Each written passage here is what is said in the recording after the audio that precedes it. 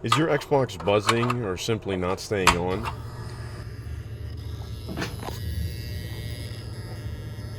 That buzzing you hear does not have to be happening in your console. It could just be that your console turns off right away after being powered on, or maybe it won't turn on at all.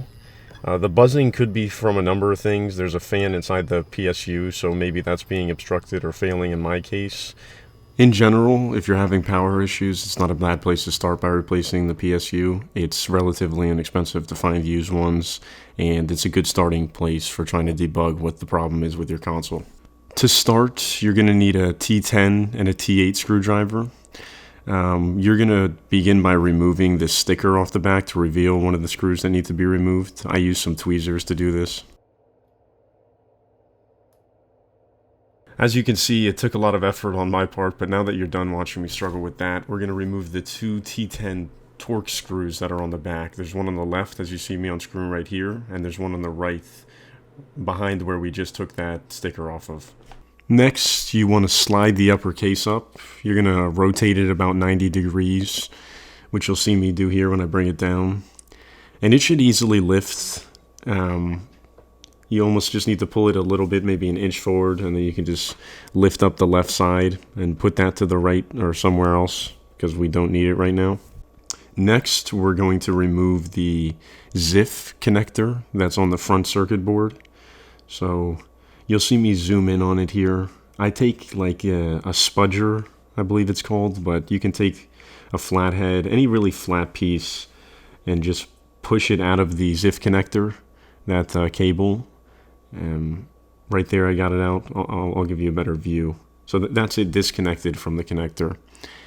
And then we're going to want to pull the ribbon all the way out, or the cable all the way out. So I took some tweezers very carefully and slid them back there and kind of lifted it out. You do not want to puncture this cable, obviously, because the circuit board will lose whatever power or I/O functions that it needs in order to work. So be very careful when doing this part. Now that the ribbon's removed and out of the way, we want to remove the 3 T8 screws. I just pointed to them there. I think they're 13 millimeter screws, but T8 Torx screwdriver is what you'll be using here. This is the front circuit board that we're removing. We just need to get this off the casing in order to separate the casing from the lower and top part of it, which you'll see later on in the video. So just remove those and set them aside. Make sure you keep your screws organized, obviously. If anyone's ever worked on electronic parts, you know it's a nightmare later when you're trying to figure out the right screw to put back in, especially in this case because there's so many similar screw sizes. They're just different lengths. But you see right there, I popped off the circuit board. Just put that aside. We don't need it right now. Next, we're going to unscrew the metal case. You're going to start by removing the 2 T8 screws right there at the top for that connector. And then we're going to jump to, I believe, 6 T10 screws. We'll come back later and remove the connector physically with a flat piece or a spudger. Right now, I'm just going to jump and remove the 6 T10 screws for the casing. It's nice that these newer Xbox Ones, or I guess relatively new, have their own internal power supply unit.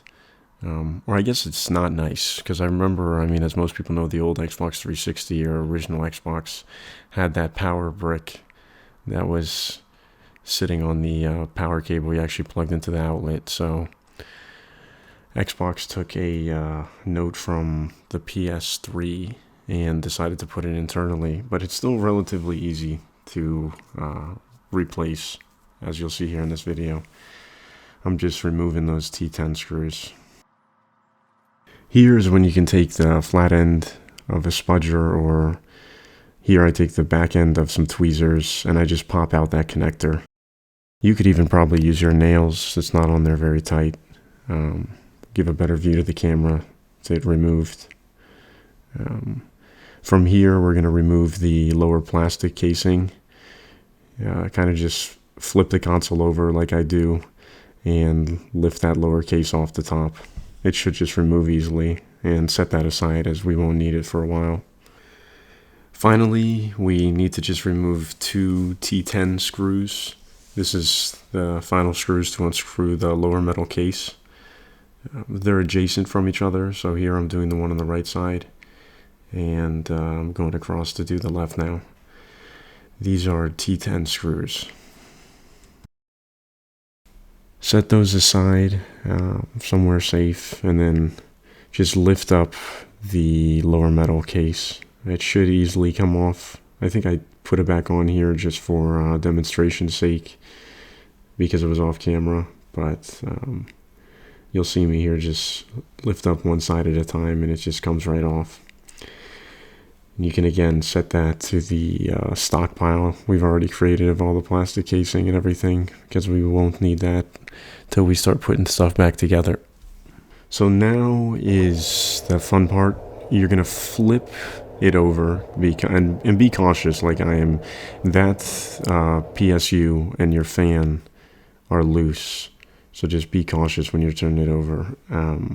We need to remove 5 T10 screws.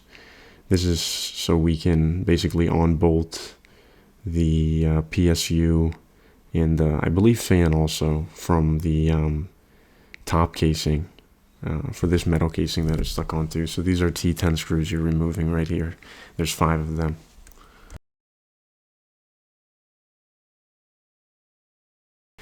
These PSUs on the Xbox One are pretty cool. I think they have their own internal cooling, and they can vary on voltage, so you don't have to have a specific outlet, which is nice. And I mean that more for versatile purposes. I think even international, they use the same power brick because it can handle like 100 volts to 220 volts. Don't quote me on that, but anyways, so we're finishing off removing the 5 T10 Torx screws here. And once this is removed, we're going to flip the console back over. Be very careful right here when doing this because your fan and your PSU will be loose a bit. So kind of grip them with your fingers like I did there before turning it over.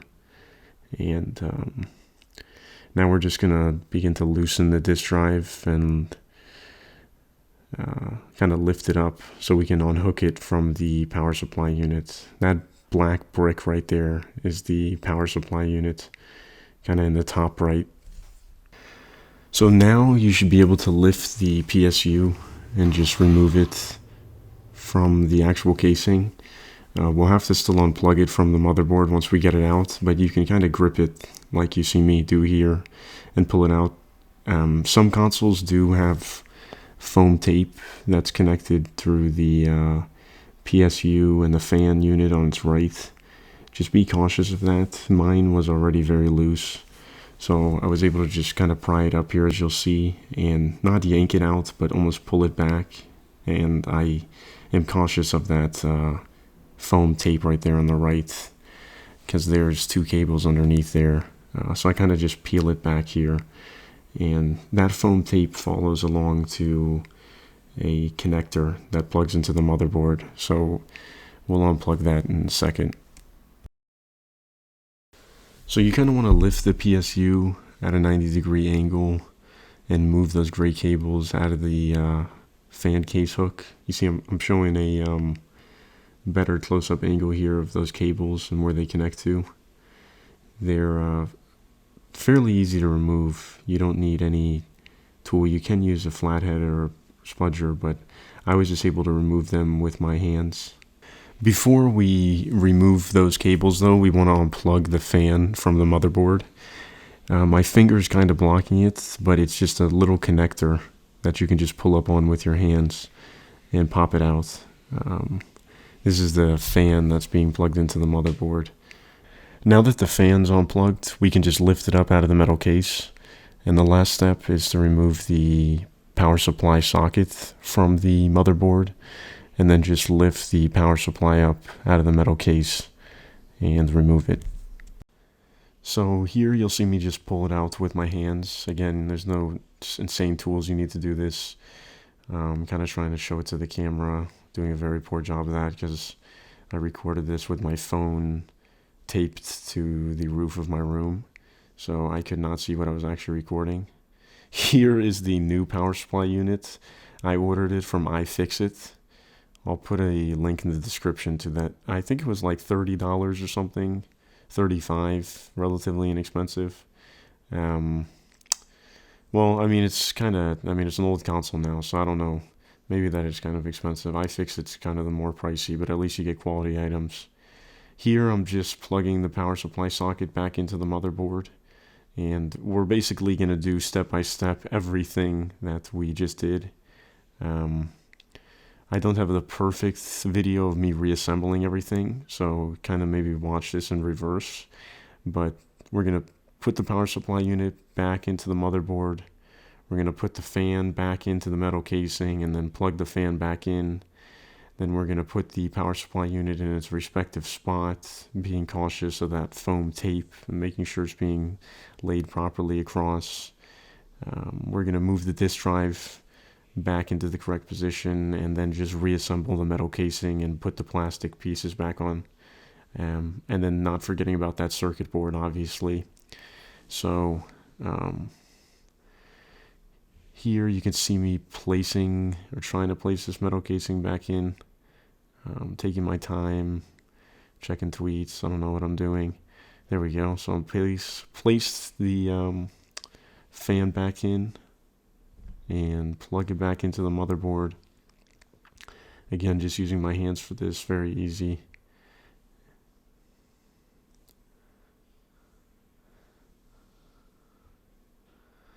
Now, getting ready to, remember I mentioned that foam tape. You want to lie that along the top of the fan when you're placing that power supply unit back in there, and just put everything all snug and tight next to each other as it was originally when we removed that casing. Rewind the video if you want to get a better idea of what the layout was, but I have it right here. Again, I apologize I didn't record me reassembling everything, but it is the exact same steps we took to disassemble it. And for proof, I just wanted to show that it was working.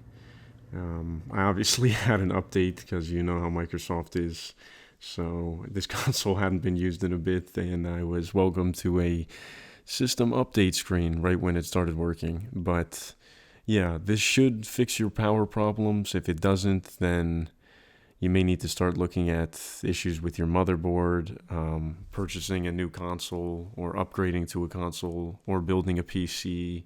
All very good options, but I am slightly biased. But yeah, guys, if this helped you, or if you hated it, or whatever, leave a comment. Or if you think I did something wrong, leave a comment.